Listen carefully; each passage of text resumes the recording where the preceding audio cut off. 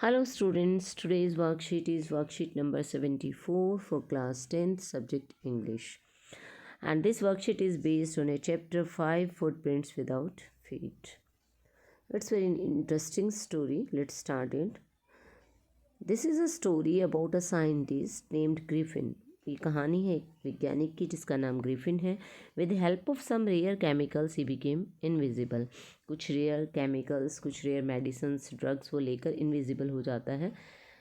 Invisible मतलब जो दिखाई ना दे, अदृश्य हो जाता है. दो he could not be seen, he could be touched and felt physically. हालांकि उसे देखा नहीं जा सकता लेकिन उसको टच किया जा सकता था और उसे फील किया जा सकता था कि वहाँ पर कोई है. टच किया जा सकता था, उसे फिजिकली फील किया जा सकता था पर उसे देखा नहीं जा सकता था.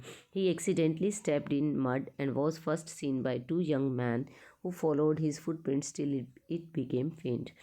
और अचानक से उसका पैर कीचड़ में पड़ता है और उसको 2 यंग मैन जो हैं, 2 लड़के वहाँ से जो जा रहे होते हैं, युवा लोग, वो जो है उसके फुटप्रिंट्स को फॉलो करते हैं क्योंकि वो इनविजिबल है. सिर्फ उसके फुटप्रिंट्स दिखाई दे रहे हैं मड के अंदर, बने हुए कीचड़ के अंदर, और वो उनको फॉलो करते हैं जब तक कि वो फुटप्रिंट्स जो है फेंट नहीं हो जाते, धुंधले नहीं हो जाते. Griffin was a brilliant scientist but he was a lawless person.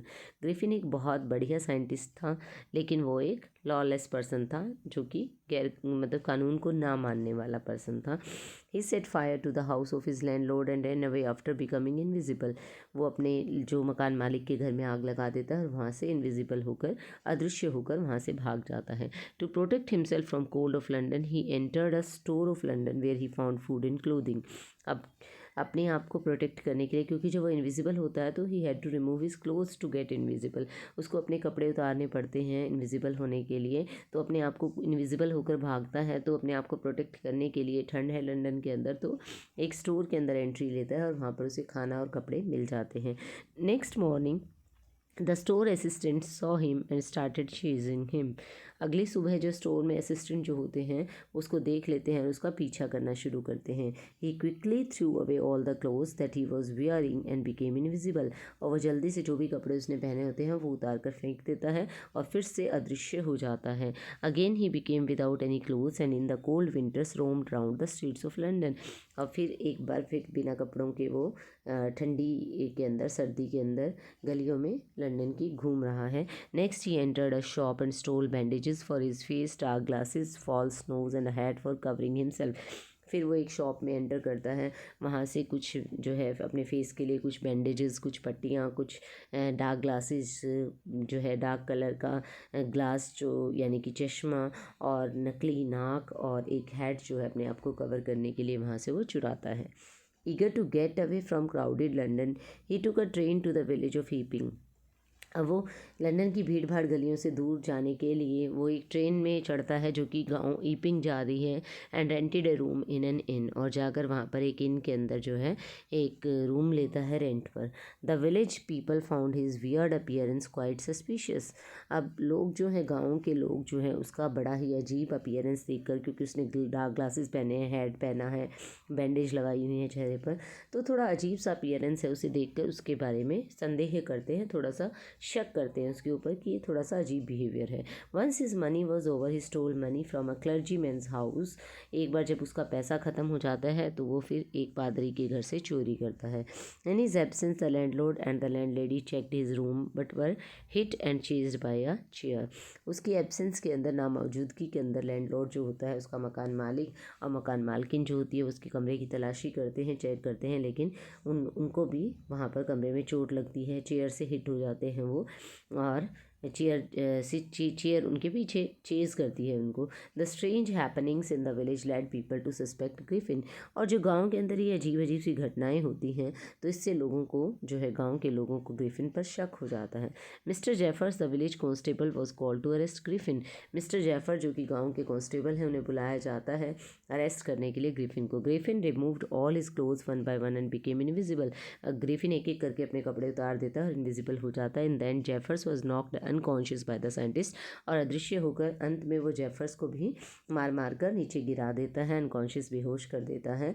Finally Griffin run away invisibly, और अंत में वो इनविजिबल होकर वहाँ से भाग जाता है। तो ये कहानी है हमारी फुटप्रिंट्स विदाउट फीट। आइए इसके बेस पे हमें कुछ क्वेश्चंस दिए गए हैं। On the basis of A reading of the lesson answer the following question. जो नीचे क्वेश्चंस दिए गए हैं हमें उनके आंसर हमें करने हैं पैसेज के बेस पे, तो यहाँ पर आपको मिल जाएंगे सभी answers. How did Griffin try to become visible. अब देखिए दोनों तरीके से क्वेश्चन हो सकता था, ट्राई टू बिकम इनविजिबल और विजिबल। तो मोस्टली जो है क्वेश्चन इनविजिबल होना चाहिए था, बट इन्होंने विजिबल पूछा है तो हम उसके लिए आंसर देंगे Griffin became visible when he dressed himself. Visible तब होता है, वो नज़र तब आता है जो अब कपड़े पहनता है, ठीक है। और अगर इनविजिबल के लिए होगा तो उसके लिए आप नेक्स्ट लाइन लिख सकते हैं, he took some drugs and removed his clothes to get invisible, कि वो कुछ ड्रग्स लेता है, कुछ दवाइयाँ खाता है जिससे, और फिर अपने कपड़े उतारता है तो वो इनविजिबल हो जाता है। तो विजिबल के लिए पूछा है तो जब वो कपड़े पहनता है तो वो विजिबल हो जाता है। दोनों तरीके से आप आंसर दे सकते हैं। Why were the two boys in London surprised and fascinated. Next question हमारा आता है, जो दो लड़के होते हैं लंदन के अंदर वो सरप्राइज और फैसिनेट क्यों हो जाते हैं, आकर्षित और आश्चर्यचकित क्यों होते हैं। तो देखिए दोनों लड़के जो हैं वो एकदम से उन्हें क्या नज़र आता है, फुटप्रिंट्स नज़र आते हैं। The two boys in London were surprised and fascinated to see the sudden appearance of fresh muddy footprints on the stairs while no one was there.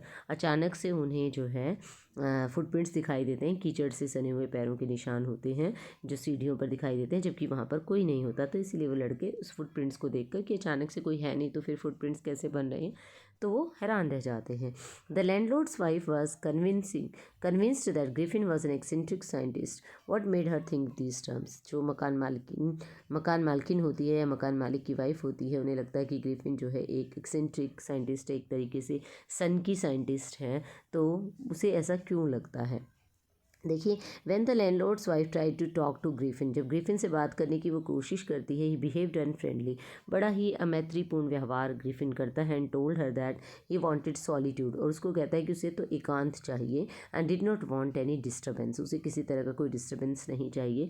और जो उसका स्ट्रेंज बिहेवियर है तो उसकी वजह से मकान मालकिन को लगता है that he was an eccentric scientist. Next question आता है, how did Griffin finally escape कैसे करता है, वो बच के कैसे जाता है। Griffin set fire to his landlord's house and removed his clothes and got invisible and escaped. अब वो अपने लैंडलॉर्ड के हाउस में आग लगा देता है, उसके बाद भी कपड़े उतारता है और वहाँ से इनविजिबल होकर भाग जाता है। How would you assess Griffin as a scientist. तो आप एक साइंटिस्ट के तौर पर ग्रिफिन को कैसे देखते हैं। इसका आंसर रहेगा Griffin was a great scientist as he discovered the drug to get invisible. Griffin एक महान वैज्ञानिक है क्योंकि उसने एक ऐसा ड्रग खोजा है जो उससे वो अदृश्य हो जाता है। It was a great achievement but he misuse it for his selfish motives.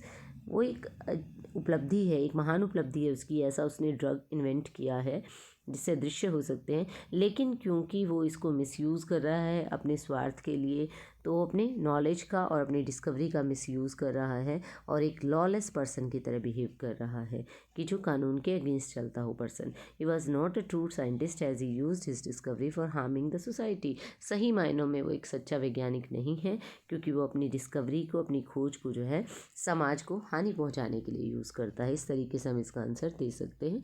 Next question आता है, brilliant scientist he was Griffin was, but he was a lawless person. Quote examples from the text to prove this statement. तो यहाँ पर caught आएगा, QUOTE, caught, not caught. तो Griffin जो है एक लॉलेस पर्सन है, हालांकि ब्रिलियंट साइंटिस्ट है, लेकिन वो तब भी एक गैर कानूनी पर्सन, मतलब कानून के खिलाफ काम करने वाला पर्सन है। तो आप कुछ एग्जांपल्स दीजिए टेक्स्ट से इसको प्रूव करने के लिए। देखिए क्या क्या करता है वो गैर कानूनी काम, वो हमें बताने हैं इसमें। He was a great scientist as he discovered the drug to get invisible. It was a great achievement but he misuse it for his selfish motives. He misuse his knowledge and discovery and thus behaved as a lawless person. He was not a true scientist, he used his discovery for harming the society.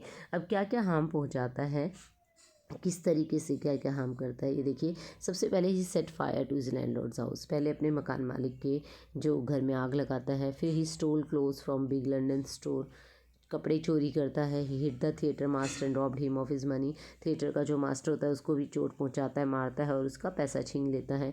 He stole money from clergyman study. Clergyman के study room से पैसा चुराता है। He hit Mrs Hall and knocked down the constable with his invisible blows.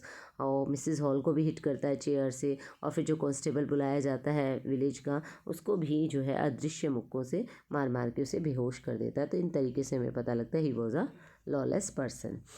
Next question हमारा आता है extra ordinary affair the clergyman kept saying for the rest of the day.